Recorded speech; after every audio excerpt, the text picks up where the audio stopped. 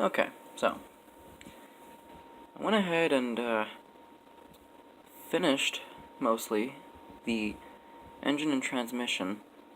I went ahead and glued it all together, sanded it down, painted it and everything on it. So yeah, I made a I combined both of the water pump and belts and all that from the new engine and the old flathead Ford that was out of Stubby Bob, and I created this monstrosity. I think it's actually looking pretty good. I scraped some of the paint off of the fan by accident, but I'll put that back on.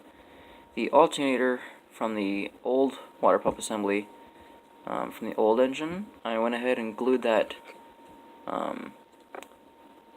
directly where the idler pulley would have been for the supercharger for the new engine, where that would have been, and I think that's looking, pretty hacked together, I put the spark plug wires back in place, painted everything and all that. I'm using the stock exhaust manifolds, except I cut the exhaust pipe off of the, I don't want to say collector, but, the manifold itself there, and re-angled it down at a greater angle because the cylinder heads are at a greater V angle than what the old engine was. So yeah, that's what I'm working on now. I'm also working on the carburetor and the air cleaner lid assembly. The carburetor is looking pretty good. So yeah, that's going to go on top of my custom intake manifold that I'm actually kind of proud of. That is 2 sheets of 2mm plastic glued together and then carved out using a 1/2-inch drum sander. So yeah, finished that up with a file and everything, made it look all good and stuff. So yeah, same thing with the carburetor. I'm making that custom from 2 sheets of 2mm styrene is what it is. And yeah, I went ahead and glued those together, and then I'm still working on it. Right now it's just a bare, block, basically, Still gotta add all the details, like throttle linkages and all that stuff, but I'll do that later. But yeah, it's gonna go there, roughly-ish, and I'm thinking that's looking pretty good. The air cleaner lid itself is exactly 7/8 inch in diameter. Yeah. So that's the engine and transmission mostly done. So I'm thinking that's looking pretty good. To fit it in the frame, because this is the most shoehorn fit I've ever made, I had to make the bottom of the frame here detachable. I dropped it.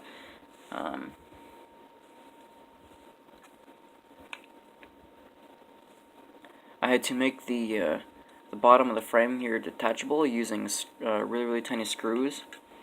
Drilled a couple of holes on either side of the frame here on the bottom there, and drilled holes there and all that, so this can come out easier and all that.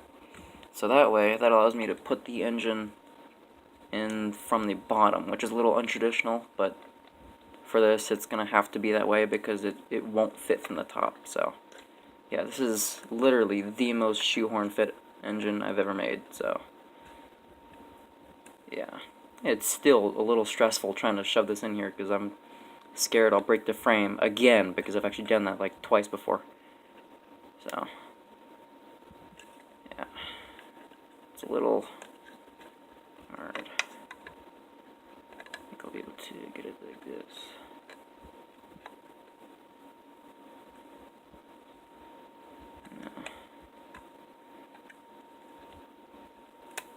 There we go.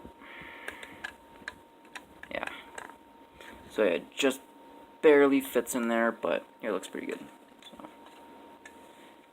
The old engine actually stuck up higher than the frame before. This one actually sits a little bit below, which is a little disappointing because in the game, the bottom of the valve cover here is actually just above the frame here. So It's a little bit, you know, not realistic to the game, but I still think it looks pretty good. So, yeah. I went ahead and made the whole rear differential and differential mount assembly and all that detachable. So actually drilled a couple of holes in the top of the floor here and into the mount and made it detachable so that I can paint it later easier. I also went ahead and painted the shock absorbers blue, so that's looking really good.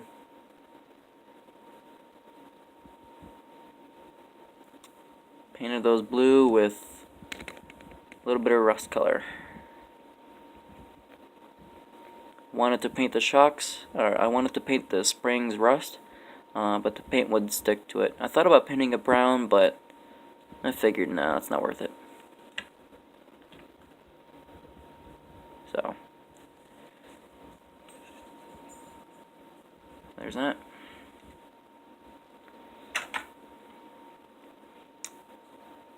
I'm also working on the front brakes and front suspension steering knuckles here, just cause I guess. These brake discs and brake caliper there came from, I think, the Ford F-250 that I used for the wheels, I think, maybe, I don't know. Yeah, I modified the knuckle because it was the knuckle plus this giant ugly circle. I don't know if you remember, like if I ever showed it to you. There's a big ugly circle. I cut that off. I took the brake rotors and cut this drum part of it off, you know, and then just glued it by the rotor, by the caliper to the back of the steering arm here. So that should work just fine. So, anyways, that's what I've been doing. Finished touching up the grill and all that. So, yeah.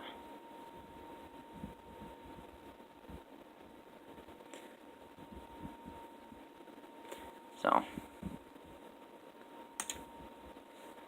anyways, I think that'll be it for part 1. It's like 50 minutes-ish right now, which is really, really long. So I'm going to go ahead and split this into 2 parts, maybe 3, I don't know, depends on how long this is going to take. So, yeah, I hope you like it so far, and I hope you'll watch the next part. So, anyways, that'll be it for this one. See ya.